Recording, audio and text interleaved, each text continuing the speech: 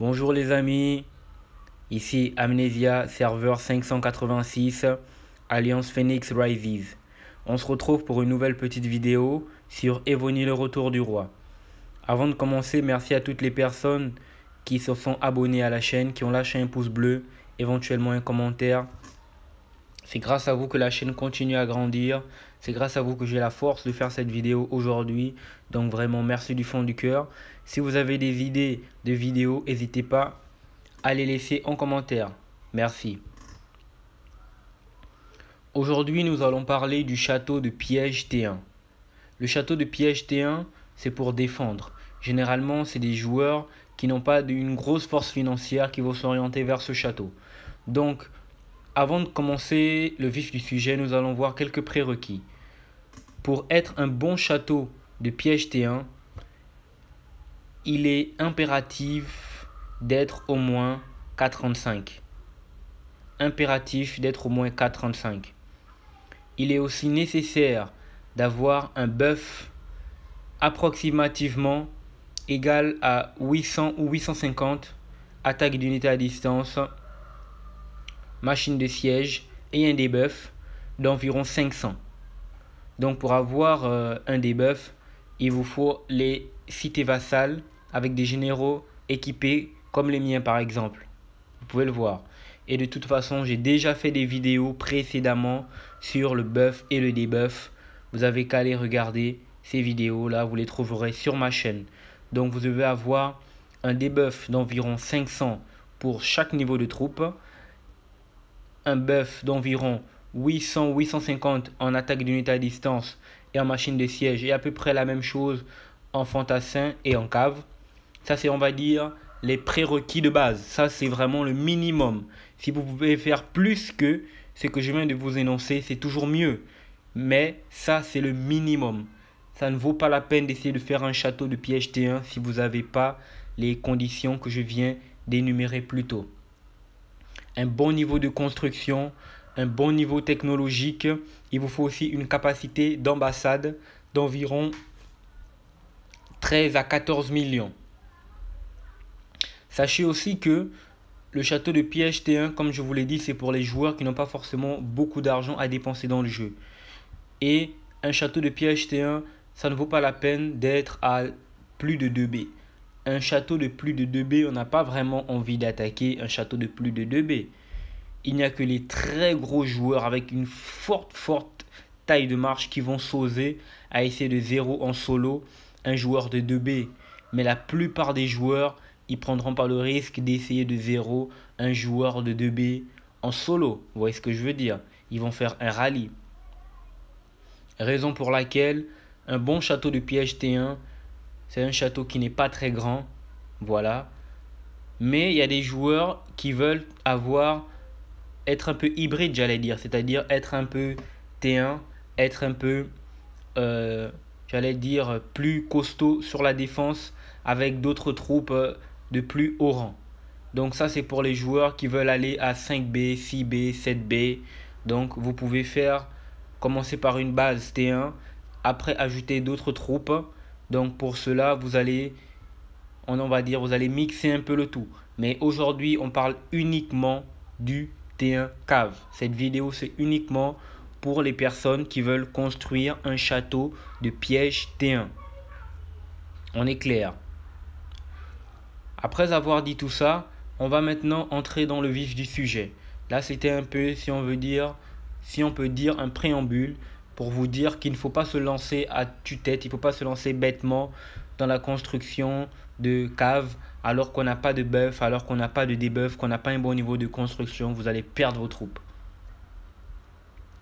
Et je tiens à faire aussi une petite rectification ou bien un petit ajustement plutôt. Dans ma précédente vidéo sur la taille de marche, j'avais indiqué qu'il fallait sélectionner les cités vassales et les désélectionner éventuellement au cas où. Mais ça, c'était dans l'optique où, par exemple, vous êtes un joueur qui ne défend pas, qui a peut-être une taille de marche, qui va attaquer un autre joueur et qui va fantôme la plupart du temps. Donc, rien ne sert de garder vos subcités car vos sub-généraux vont mourir. Ce qui est recommandé, c'est de les sélectionner Et éventuellement, si un joueur vous attaque avec une petite taille de marche, vous pouvez, j'allais dire, relâcher votre fantôme et encaisser le coup en déverrouillant vos cités vassales. Donc je récapitule, si vous n'avez pas la possibilité de défendre, le mieux c'est de sélectionner vos cités vassales. Maintenant, si vous pouvez défendre, si vous voulez défendre, le mieux c'est de désélectionner les cités vassales dans la marche d'attaque. Car si vous ne désélectionnez pas vos cités vassales ne pourront pas défendre. Donc, en l'occurrence, lorsqu'on veut construire un château de piège T1, il faut que votre taille de marche, les cités vassales soient désélectionnées. Comme c'est le cas ici. Comme ça, si vous faites attaquer, vous pouvez défendre avec vos cités vassales. Donc, c'est le petit ajustement que je voulais vous donner par rapport à ma précédente vidéo. Et comme je dis aussi toujours, j'ai pas la science infuse, je ne fais que donner des conseils, voilà, et c'est à vous d'adapter ces conseils à votre façon de jouer. Vous n'êtes pas obligé de faire ce que je dis au pied de la lettre. On est bien d'accord. Donc maintenant qu'on a dit ça, que vous avez compris que si vous n'avez pas la possibilité de défendre, que le mieux c'est de sélectionner vos cités vassales sur votre marche d'attaque et que comme ça vous pouvez la fantôme, et que si vous pouvez défendre, le mieux c'est de désélectionner vos cités vassales, comme ça si vous faites attaquer, vos troupes pourront défendre. Maintenant, pour être un bon château de piège T1, il faut d'abord la base. La base c'est un bon buff, un bon debuff, une bonne capacité de renfort. Il vous faut aussi une bonne capacité de construction. Il vous faut aussi avoir du T14, T13. En fait, il faut que vous soyez à 4,35 presque un peu partout. C'est pas obligatoire d'avoir toutes ces troupes à 4,35, mais au moins d'avoir les machines de siège et les unités à distance. Et le reste peut-être à T13. Ça, c'est absolument nécessaire. Maintenant, on va parler un peu du général. Généralement, un général pour le T1 cave, il faut utiliser un général cave comme la reine Boadicée, Marshal William. Vous pouvez aussi utiliser d'autres généraux. Et aussi, j'aimerais dire que en réalité, peu importe le général que vous utilisez pour la défense, si c'est pour le T1, le général en lui-même, il n'a pas d'importance. Le général en lui-même, il n'a pas d'importance. Donc, tout ce qui a de l'importance lorsque vous voulez faire un bon château de piège T1 par rapport au général de défense, c'est l'équipement et le raffinage sur cet équipement-là. Je vous donne un exemple. Il y a des joueurs qui mettent un équipement adéquat, bien raffiné à la reine Jindeo, qui est un général de récolte, qui la met en défense et elle encaisse des coups de 5B, 6B au calme. Vous voyez ce que je veux dire? Maintenant, si vous n'avez pas vocation à être, j'allais dire, un château de piège T1 toute votre vie, tout le long que vous jouerez, voilà, vous pouvez prendre un bon général comme Dewey, comme il y a plein de généraux, comme celui que vous venez de voir, Marshal William, Dewey, la reine Boadicée, Kozuki, Kijiro, voilà. Je ne sais pas si j'ai bien dit son nom, mais en tout cas vous voyez de qui je parle, le général de défense qui est dans la culture japonaise. Donc vous pouvez le prendre et vous pouvez l'améliorer. Maintenant, en ce qui concerne l'équipement, c'est ça qui est le plus important. Vous devez avoir un équipement achéménide. Et vous pouvez voir mon buff ici. C'est un buff plat. Il n'y a pas de pourcentage. Que ce soit sur la bague que vous avez précédemment, les jambières, le casque, les bottes, la hache et le buste. Ce sont tous des buffs plats. Vous voyez? C'est que des buffs plats et c'est que du cavalier. Vous voyez? Vous avez vu, attaque de cavalier, il y avait du 1000, plus 600, plus 700. Défense de cavalier, plus 600, plus 700. PV de cavalier, plus 1300, plus 1200. Il n'y a aucun pourcentage. Il n'y a aucun pourcentage sur le raffinage de mon général de défense. C'est ça le plus important. Donc maintenant, pour l'équipement achéménide, que vous devez utiliser. Comme vous l'avez vu un peu plus tôt, vous pouvez mettre pause au moment où vous voyez l'équipement. Comme vous voyez le casque Achéménide courageux, vous voyez PV des cavaliers. C'est comme ça que vous devez le raffiner, cet équipement. Si vous pouvez avoir mieux, il n'y a pas de souci. Vous voyez la bague Anneau des Paters dominants. Ça, c'est une bague que j'ai mise à jour. Vous avez le buste ici. Vous pouvez mettre pause pour voir les raffinages. Donc, c'est ça. C'est que du cavalier en bœuf plat. Si vous pouvez avoir plus que ce que j'ai, il n'y a pas de souci. Et vous avez vu aussi, j'ai mis à jour la hache, le buste et la bague. Donc, la bague Anneau des Paters dominants, je l'ai eu d'un équipement Achéménide. Et cet équipement Achéménide là, c'est l'équipement, je crois, je vais pas dire, j'ai pas envie de dire de bêtises, je crois que c'est l'équipement courageux ou intrépide. Donc en tout cas, c'est l'équipement qui va vous apporter de l'attaque de l'unité à distance. Attendez, on va regarder ça tout de suite.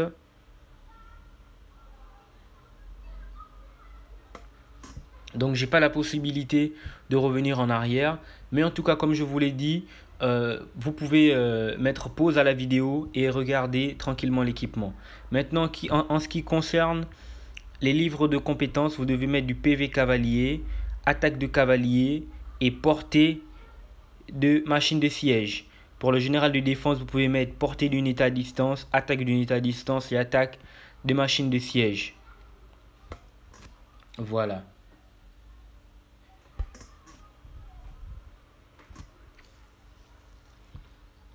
Et sachez aussi que les pourcentages n'ont pas d'importance sur le général de défense pour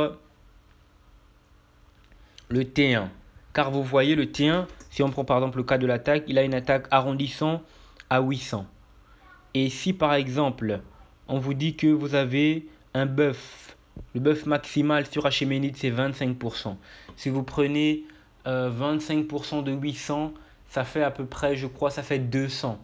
Donc vous gagnez 200 avec 25% qui est le buff maximal. Alors que si vous prenez un buff plat, le buff plat maximal sur l'attaque il est de 1000. Vous voyez l'écart? Avec 25% vous gagnez 200 alors qu'avec un buff plat vous gagnez 1000. C'est énorme. Vous voyez par exemple là j'ai gagné 600. Il est impossible de gagner 600 en pourcentage. Donc pour faire bref, les pourcentages n'ont aucun effet sur le T1.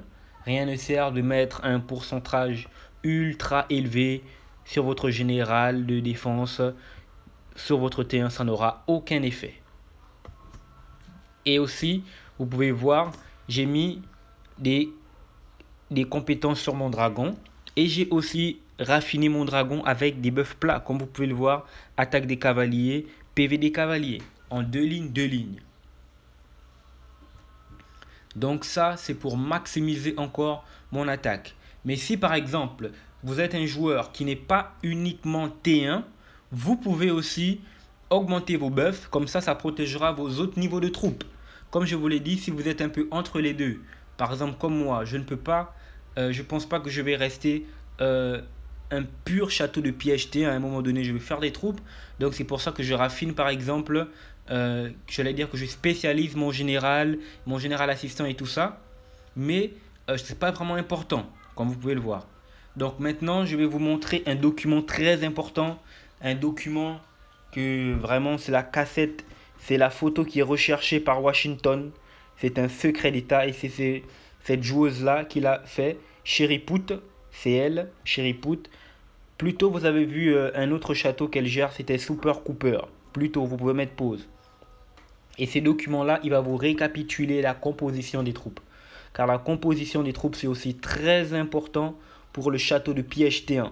Là, ce que je viens de vous montrer, c'était tout ce que j'allais dire en matière de buff, debuff. Voilà, c'était une fois que vous avez fini tout ce qui vient, tout ce que je viens de vous dire jusqu'à présent. Une fois que vous l'avez terminé, c'est à ce moment-là que vous faites des troupes.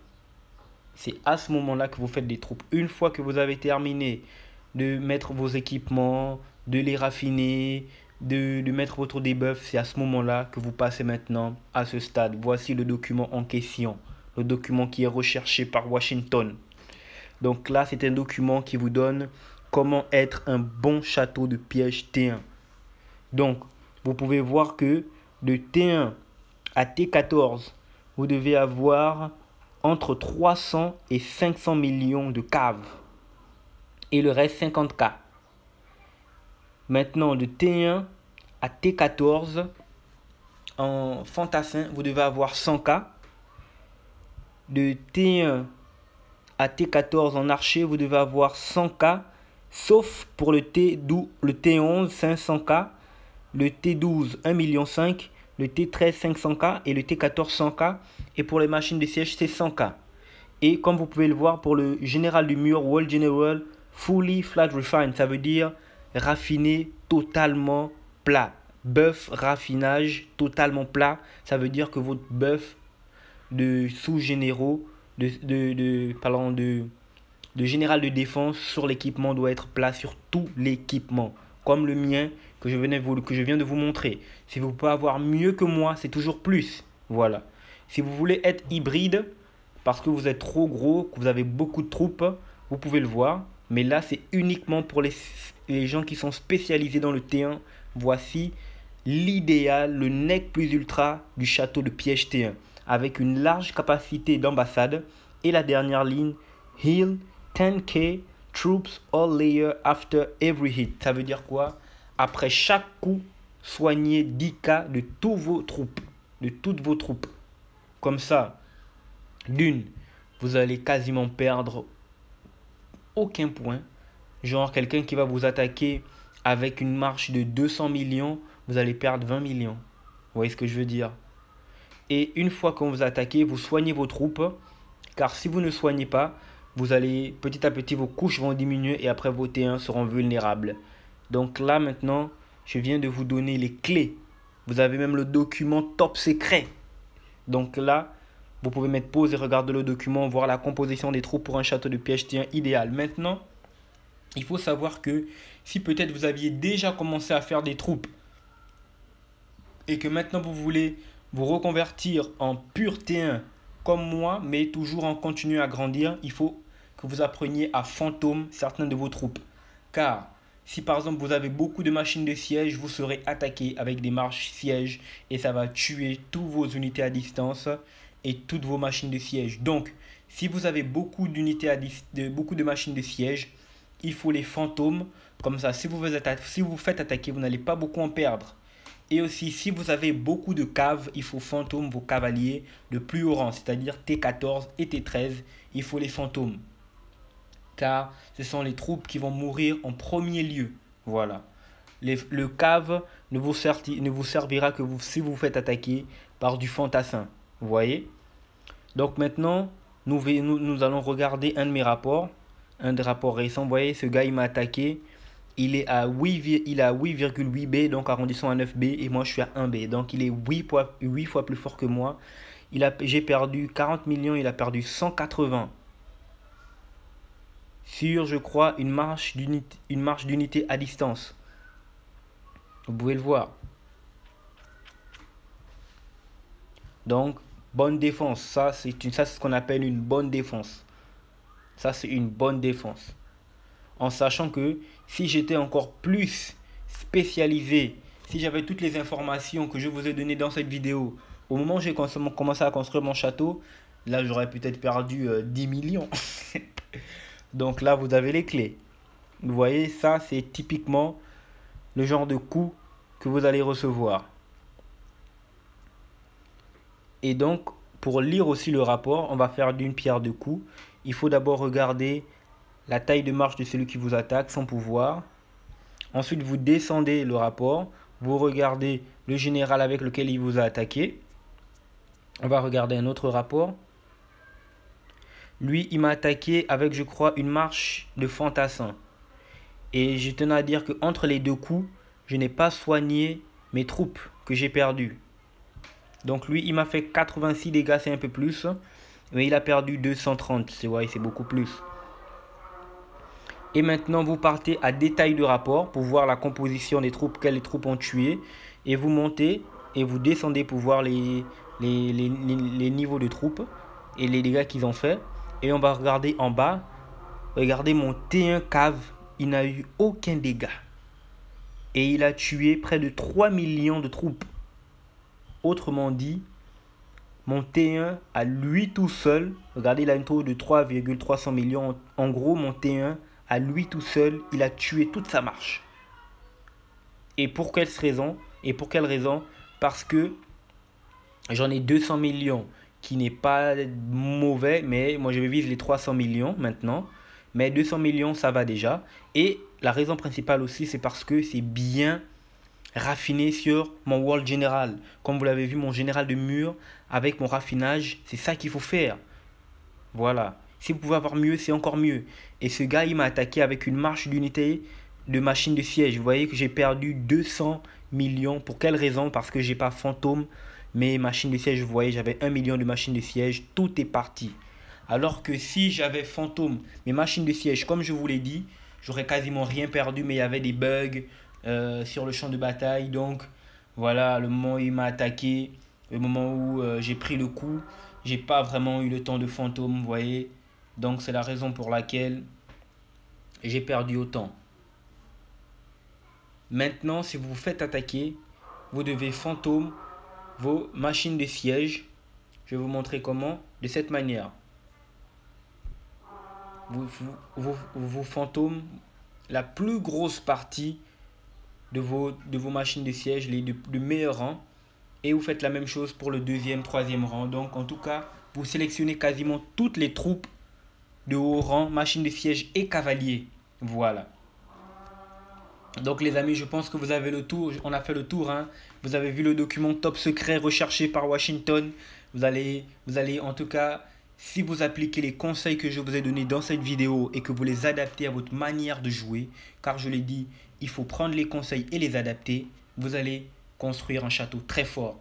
Merci, n'hésitez pas à vous abonner à la chaîne les amis. Si vous avez aimé la vidéo, à lâcher un pouce bleu. Bye bye.